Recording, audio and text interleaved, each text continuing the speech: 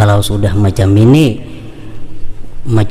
seorang perempuan kawa bersifat berkelakuan 10 macam tadi perempuan, maka perempuan itu mendapatkan gelar. Nah, apa gelarnya? Haura insiyah, bidadari manusia.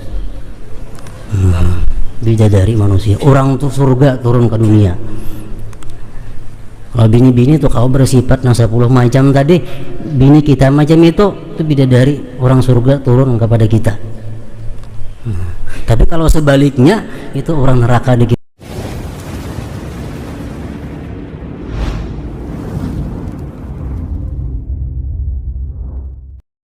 Bismillahirrahmanirrahim.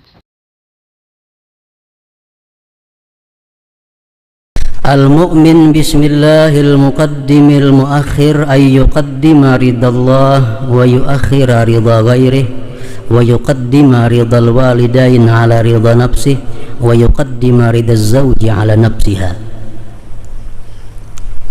Sudah percaya kita bahwa Allah yang mendahulukan sesuatu, Allah yang mendudukan.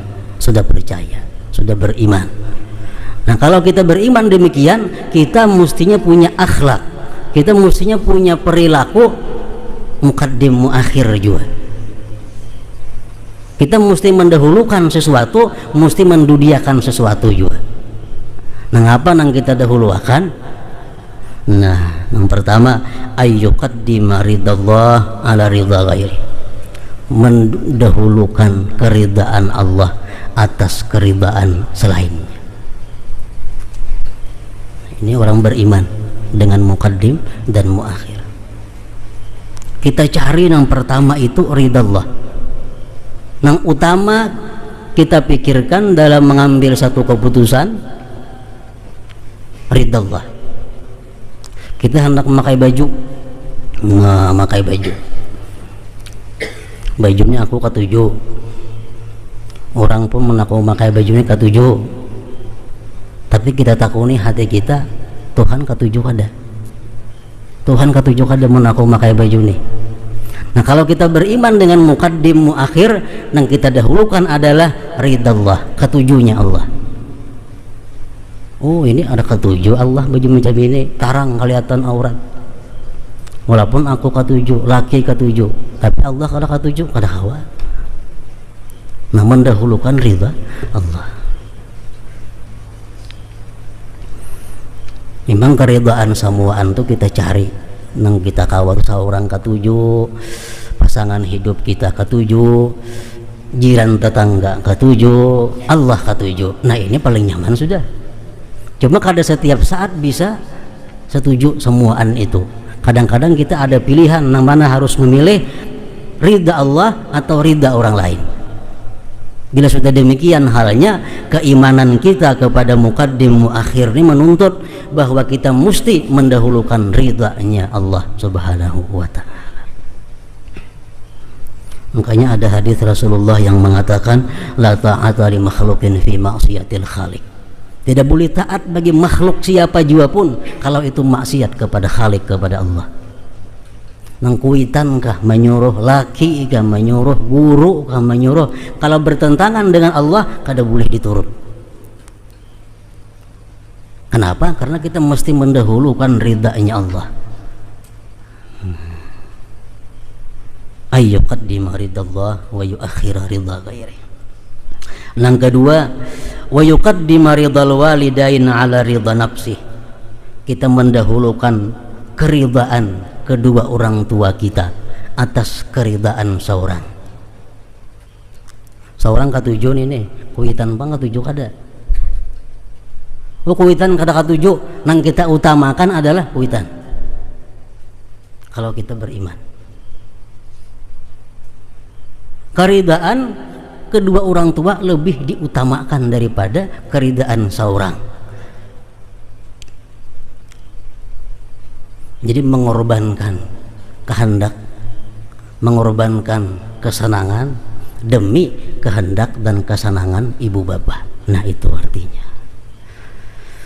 Para muhibbin rahimakumullah,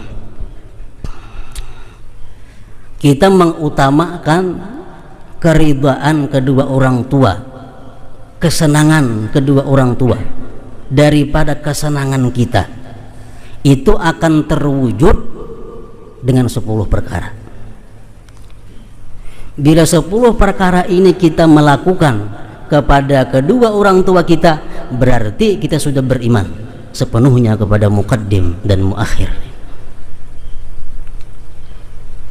Mendahulukan kesenangan ibu bapak atas kesenangan sendiri. Ini bisa dilihat dalam 10 keadaan. Yang pertama, ujar ulama mengatakan it'amuhu in ihtaj, memberi makan ibu bapak kalau sidin itu perlu, kalau sidin itu hendak. Ini kita makan, ibu bapak hendak, nah mesti kita utamakan ibu bapak. Macam Imam Hasan alaihi wa ala nabi assalatu wassalam. Imam Hasan ini setiap kali diajak makan oleh ibunya Sayyidah Fatimah, Imam Hasan duduk menghadapi ibunya tapi kadang mau makan. Begitu Siti Fatimah tuntung makan, hanya Sayyidina Hasan makan. Ditakuni kenapa demikian? Ujar Imam Hasan menjawab, aku takut kalau apa yang dihendaki ibu di piring itu tadi dahulu aku mau ambil. Nah, ini ngarannya mengutamakan keridhaan orang tua. It'amuhu, kita beri makan orang tua kita ini saja jika dia memang perlu, jika memang berhajat. Nah di sini banyak pecahannya. Kita makan nang nyaman di tempat-tempat nang bagus. Nah, kalau kita beriman kepada ini, kita mesti mengingat kedua orang tua kita. Nah, bungkusakan ini nah, sagan kuitan, sagan nang di rumah. Seorang makan di restoran, makan di warung nang nyaman, kuitan maka wakwadi. Nah, it'amuhu in ihtaj.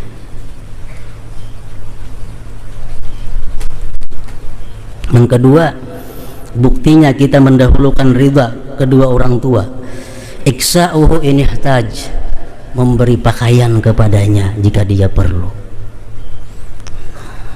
Kalau kita nukar baju nang baik, nukar baju nang larang, sekadang-kadangnya sama lawan kita. Kalau perlu lebih baik kita tukarakan kuitan kita.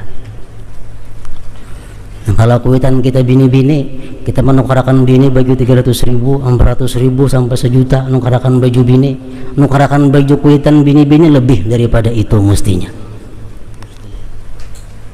Itu aturannya. Kalau kita mendahulukan ridha kepada kedua orang tua. Dan seorang bini ini wajib, bini-bini ini wajib mengingatkan suaminya, bini-bini wajib mengingatkan lakinya, wajib. Sudahkah kuitan ditukarakan? Sudahkah mama ditukarakan nangka ini juga? Itu wajib bini-bini mengingatkan. Kalau si laki ini durhaka kepada ibu bapaknya, kepada kedua orang tuanya. Iksa'uhu in ihtaja. Jangan sampai kita mendahulukan kesenangan bini daripada kesenangan ibu kita. Soal khatimah itu matinya. Yang ketiga, ikhdamuhu in sa'al. Kita berkhadam kepada kedua orang tua kita jikalau dia minta. Sayyidin hendak minta gani'i lawan kita, kadang-kadang dihuruf-hurupi, kita makanan menggani'inya. Nah, walaupun kita berbagai macam kepentingan kita mesti mengutamakan kehendak ibu bapak kita. Nah hendak minta gani'i, nah hendak minta bantu itu. Yang keempat, ijabatuhu idza da'a, menyahut bila mana dia memanggil. Walaupun dalam sembahyang sunat, dalam sembahyang sunat, abah kita mengiau kita, mama kita mengiau kita, wajib kita babatal, wajib kita babatal sembahyang sunat atau ibadah sunat lain. karena ijabah memperkenankan panggilan kedua orang tua ini hukumnya adalah wajib, kecuali sembahyang fardu. Nah itu kita kada boleh batal walaupun siapa aja nama ngiyau, karena ini Allah urusannya. Kalau sembahyang sunat, nah ini lebih tinggi derajatnya, menyinggahi ibu bapak tadi.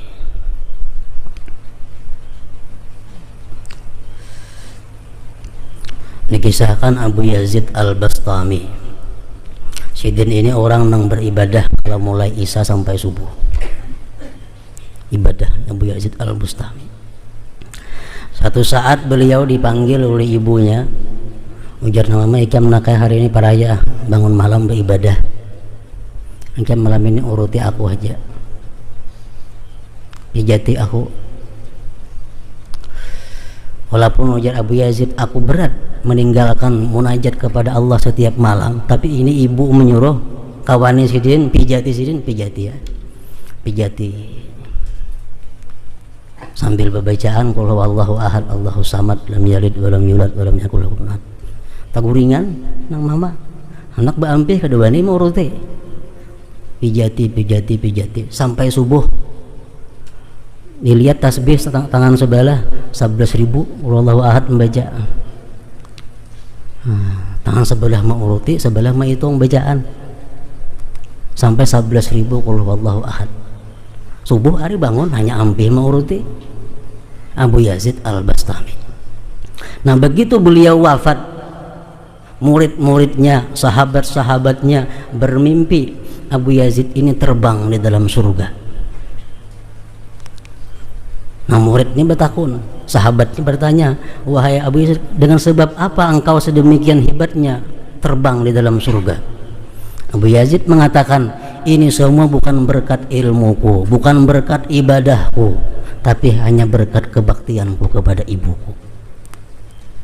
Nah, kebaktian kepada ibu. Ijabatuhu idza da'a, menyahut, memperkenankan bila dia memanggil. Walaupun kepentingan kita banyak lagi. Nang kalimat ta'atuhu idza amara au naha, mentaati apa-apa nang jar orang tua, ibu bapak, atau apa-apa yang ia larang, yang ia suruh atau yang ia larang, ditaati. Pokoknya asal jangan maksiat saja.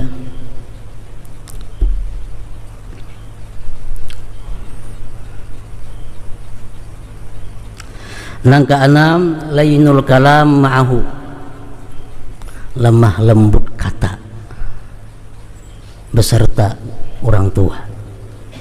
Nah, di hadapan kuitan jangan sampai suara lebih nyaring daripada ibu bapak, jangan sampai kasar. Walaupun kita dalam keadaan emosi, dalam keadaan harus marah, tapi karena ini orang tua, keimanan kita menuntut bahwa kesenangan orang tua lebih didahulukan daripada kesenangan pribadi. Nang ketujuh, la yad'u bi ismihi, jangan memanggil dengan namanya. Pesisi ngaran kuitan.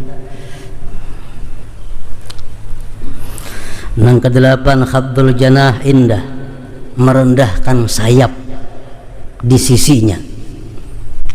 Artinya bersifat berkelakuan yang lembut.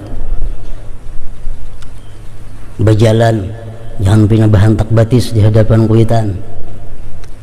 Lewat di hadapan ibu bapak, nah ada bebungkuk aja kada. Mancing lawang dah bau di hadapan kuitan. Ini ngarannya apa? Kada habdul janah. Nang kesembilan, yarda lahu ma yarda li nafsihi wa yakrahu lahu ma yakrahu li nafsihi. Bila kuitan senang, aku senang. Kuitan sakit, aku sakit.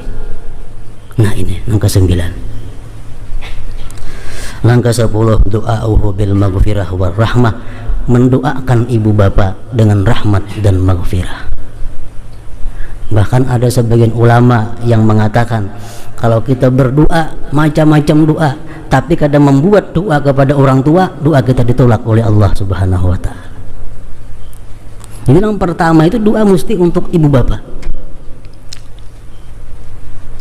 Nah, ini 10 perkara inilah merupakan wujud daripada keimanan kita mendahulukan kesenangan keridhaan kedua orang tua atas kesenangan keridhaan pribadi.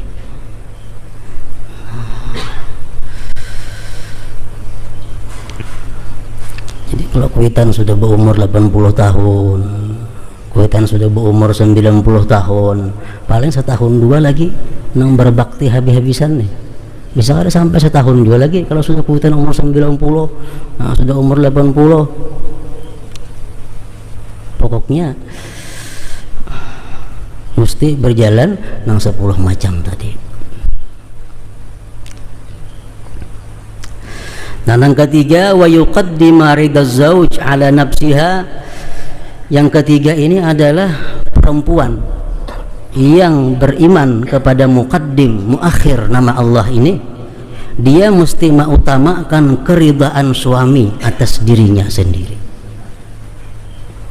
Dia mengutamakan kesenangan suami atas kesenangannya pribadi. Ini pun terwujud, terlihat dengan 10 perkara.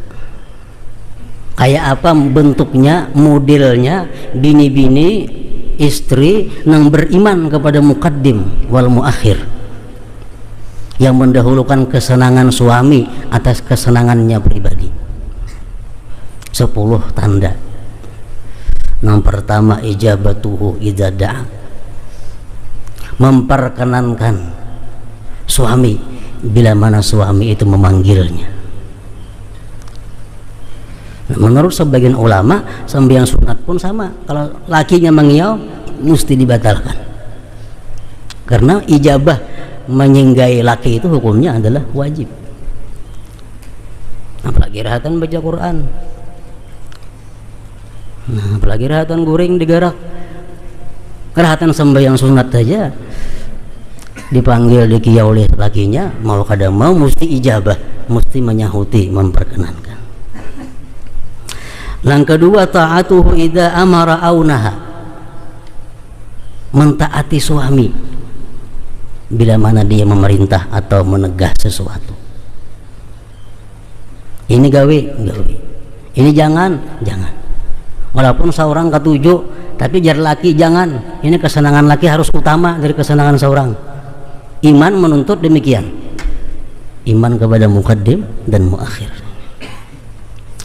Yang ketiga, layyinul kalam wa talaqatul wajhi ma'ah, lemah lembut kata dan manis muka di hadapan suami. Di hadapan suami, jangan terbalik. Di hadapan orang lemah lembut, di hadapan laki maka ini di dalam hukum fikih, seorang perempuan itu dianjurkan bersuara keras di hadapan laki-laki lain, tapi bersuara lemah lembut kalau di hadapan suaminya. Jangan terbalik tadi. Yang keempat, la yad'u bismi, la tad'u bismihi, jangan memanggil dengan ngarannya.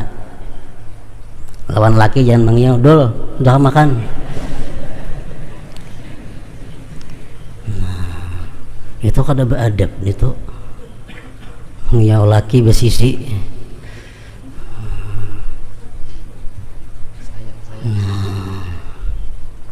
La tad'u bismi.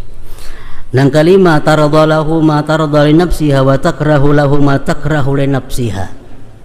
Kalau suami senang, aku umpat senang. Suamiku sakit, aku umpat sakit.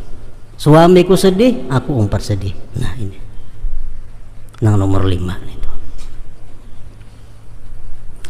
Yang keenam, la takhruju illa biiznih, tidak boleh keluar rumah kecuali dengan izin. Yang ketujuh, ihtiramu walidaih wa aqaribih, menghormati mertua dan keluarga suami. Yang kedelapan, hifzu malihi, menjaga, memelihara harta suami. Yang kesembilan, la tudkhilu ahadan baitaha illa biiznih, tidak memasukkan seseorang jiwa pun ke rumahnya tanpa izin suaminya. Kada boleh membawa siapapun naik ke rumah, kada boleh tanpa izin suami.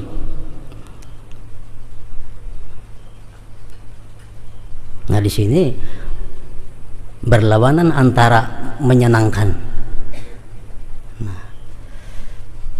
menyenangkan orang kah, menyenangkan suami kah?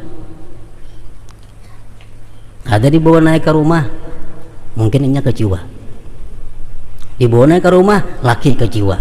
Mana yang mesti dipilih? Yang penting laki jangan sampai kecewa, suami jangan sampai kecewa. Yang ke-10, du'a'uhu bima da'at li nafsiha, berdoanya si perempuan untuk suaminya sebagaimana dia berdoa untuk dirinya.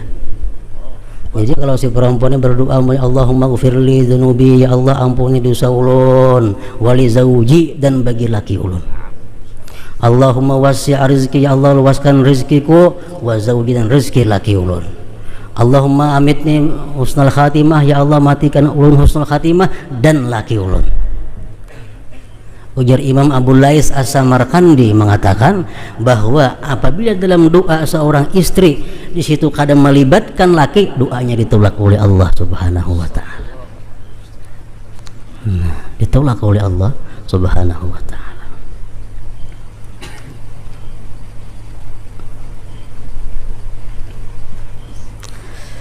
Wa yuqaddimu ridha zauj ala nafsiha, dan mendahulukan keridhaan suami atas keridhaan pribadi.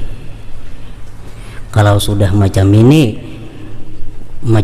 seorang perempuan kawa bersifat berkelakuan 10 macam tadi perempuan, maka perempuan itu mendapatkan gelar. Apa gelarnya? Haura insiyah, bidadari manusia. Bidadari manusia, orang tuh surga turun ke dunia. Kalau bini-bini tuh kau bersifat 10 macam tadi, bini kita macam itu bidadari orang surga turun kepada kita. Tapi kalau sebaliknya itu orang neraka dikirim berdahulu kali. Sebaliknya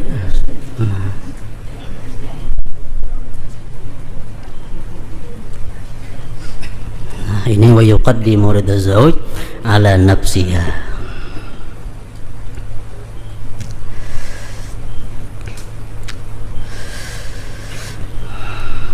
Makanya ujar Rasulullah sallallahu alaihi wasallam dalam satu hadis mengatakan, kalau sudah perempuan sembahyang 5 waktu nang fardunya aja, puasa nang fardunya aja, dan dia bisa menjaga kehormatannya dan dia bakti kepada suaminya, dakhaltil jannah, dimanapun dia hendak masuk surga, pilih surga yang mana aja hendak. Jadi didahulukan yang mana nih? Sambil yang sunat, mana dahulunya lawan bakti lawan kuitan, mana dahulunya bakti lawan laki, bakti lawan laki, bakti lawan kuitan, ini utama lebih daripada gawian nang sunat. Yang baca Quran 3 hatam sehari lawan kuwitan wani, tidak ada artinya. Puasa Senayan Kamis, tasbih di tangan kada sing pisahan lawan laki wani, tidak ada harganya, ada nilainya. Karena ibadah kita ada aturannya, ada tertibnya, nang mana harus digawi nomor 1, nomor 2, nomor 3, nomor 4. Bila mana kita langkahi sia-sia, kita melangkahi sia-sia.